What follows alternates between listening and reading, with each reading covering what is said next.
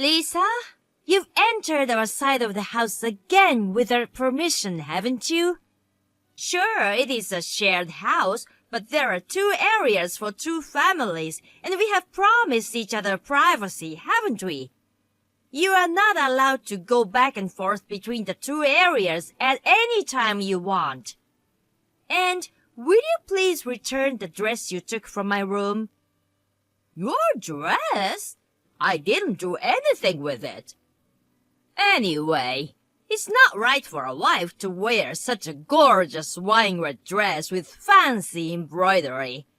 A married woman should dress more modestly and neatly. Lisa, I haven't told you what kind of dress is missing. As you know, I work in the apparel industry and have a lot of clothes. I have dozens of dresses. But you accurately described that particular missing dress. It's like you're confessing that you took it. I think that's just a coincidence. Oh, wow. You have superpower or something? I should ask a mystery magazine for an interview. I have some friends in that area, and you like to stand out, don't you? Okay. I'll just give it back. Later. Thank you very much. It'll be great if you return it today. Today? Yes. I was going to wear it tomorrow to see a play with my friends. I didn't lend it to you to wear, and it doesn't fit in the first place. Well, I'm starting to doubt your words. Will you return it right now? All right. You're really a cocky woman.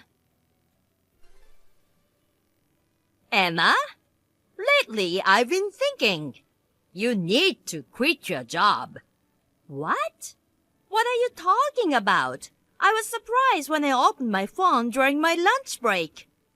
I have given a lot of thought about why you, a housewife, are so cocky. And I came to a conclusion. It is because you work in the apparel industry where people wear flashy clothes. A housewife should be dressed in a sweatshirt, jeans, and an apron. Aren't you a housewife too, Lisa? You have a lot of gorgeous clothes. It's fine with me, because my 2 boys, Mike and Chris, they both have good taste in clothes and actually work in the apparel industry. It would be a disservice to them and the world if I, their mother, were not a fashion-conscious and attractive woman. See? That's why it's fine with me. So, you think their wives do not need to care about fashion? Yes, especially you. No need to dress fancy while training as a wife. Huh? Training as a wife? I'm going to train you to be a decent wife for a family. You are to sleep in our side of the house from tonight. Oh, in addition to that, submit your resignation to the company before you come home. Nonsense. Huh? I have to go to a client after lunch, so goodbye for now. How rude! Do you think you can talk like that to your mother-in-law? I plan to start your training tomorrow, but I've changed my mind. It starts today, so be prepared when you come home. Emma, I thought you didn't come home last night, but I saw your car. You must have come home very late, sneaking around and hiding to escape training. You're really pathetic. I'm coming over there right now. I told you yesterday that I was going to start training, Emma. Still, you have such nerves sleeping in as if it were a holiday. I was right to bring a bucket of water just in case. Splashing you in bed should have been enough of a lesson this time of year. Now that the bed is soaked, you can't go back to sleep. Oh, I know. I'll do this every morning. It's a perfect way to start a day of wife training. Don't you think so, Emma? Right, it's settled. I'll pour a bucket of water over your head to wake you up every morning. Huh? Lisa? All right now, get up and come to the kitchen on our side of the house. I didn't make it home last night because I was on a business trip. Huh? After yesterday's lying, I flew to a branch office in New York. So I'm at a hotel in New York right now. New York? On a business trip? Didn't I tell you? What are you talking about, Emma? Your car is in the garage. I didn't use it yesterday, so it must have been sitting there all day. Huh? But you always sleep on the waterbed in the room next to the living room, don't you? I thought you were there a while ago. Maybe that's Chris, isn't it? Huh? Chris? Both Mike and Chris are off today. Chris called me last night and said that he's coming to play a game with Mike and would stay the night. Huh? Also, he asked me if he could sleep on the waterbed. I said okay, no problem, since I'll be away from home. Huh? Then who did I pour water on? I strongly suggest that you go and find out immediately who you poured a bucket of water on. Oh no, it can't be!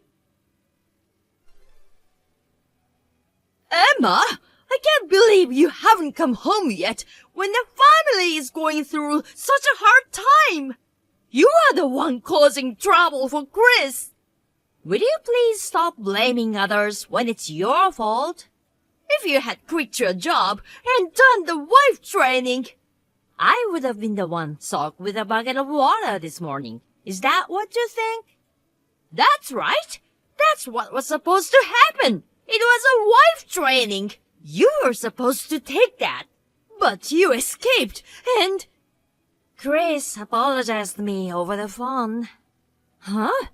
He said he's leaving the company because of that. What? What do you mean? How did accidentally pouring water on Chris lead to his resignation? Well, I guess it's just too uncomfortable to think that his own mother is abusing the CEO of his company. What? The CEO? If I were in his shoes, I would feel the same way. I don't understand, Emma.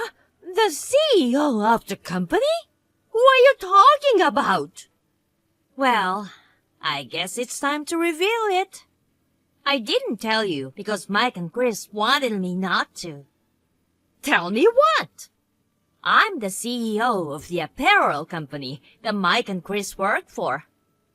What? Why did you keep such an important thing from me? Mike and Chris were worried that you might abuse me if you found out that your sons were working for your daughter-in-law who should be lower than them. So they suggested before the wedding that we wait and see for a while.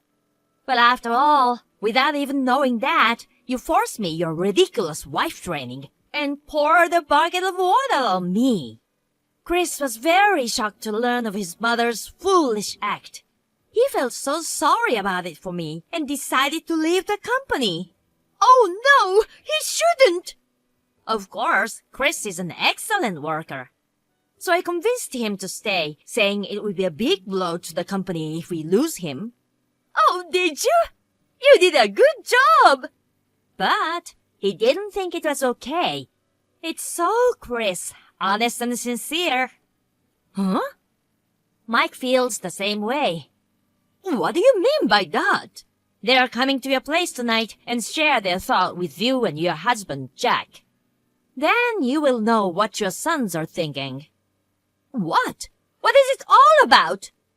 Well, I'll stay in New York tonight. Bye for now, Lisa. Emma! Please, please, please! Please stop them! Oh, it's about what you discussed last night, isn't it? Chris says he's leaving home and marrying his girlfriend to avoid me bullying his future wife. And Mike says he will stop living together at the end of this month. Naturally. That's the way it will be. On top of that, Jack says he's divorcing me. Yes, I've already heard about it. His decision surprised me too, but I wouldn't blame him. Why? Don't you understand? I don't understand. We've always been a happy family.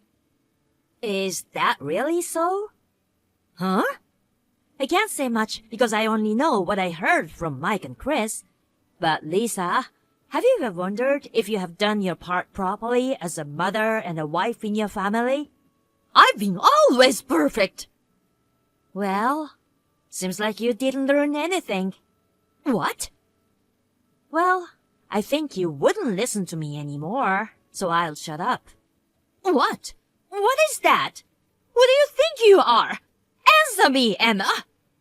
I'm not gonna tell you, because I think it's best for you to figure it out for yourself.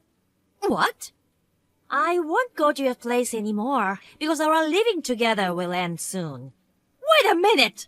I'll forgive and forget, and let you free from the wife training. So just convince them to change their minds. I'll even try to get along with you from now on. We should keep living together. I think that's your problem, isn't it? What? I know it's a little early to say this, but thank you very much for everything. Emma, wait! Goodbye. After that, we put an end to sharing house without ever speaking to each other. According to Mike, Lisa is a bad example of a woman in a wealthy family who has been spoiled to become a terrible person. That's what he said. I couldn't help but feel sorry for him, thinking how difficult it must have been to have such a mother. A few weeks later, Lisa and Jack divorced. Lisa went back to her parents' house in the countryside, where people are old-fashioned and not very kind to an elderly woman returning from a divorce. Currently, she leads a very reserved life, being treated like trash by her brother, the head of the house, and his family. Chris married shortly after his parents divorced. Lisa learned of this after the wedding. Now, she's always crying in the corner of her room every day, making it even more annoying for those around her.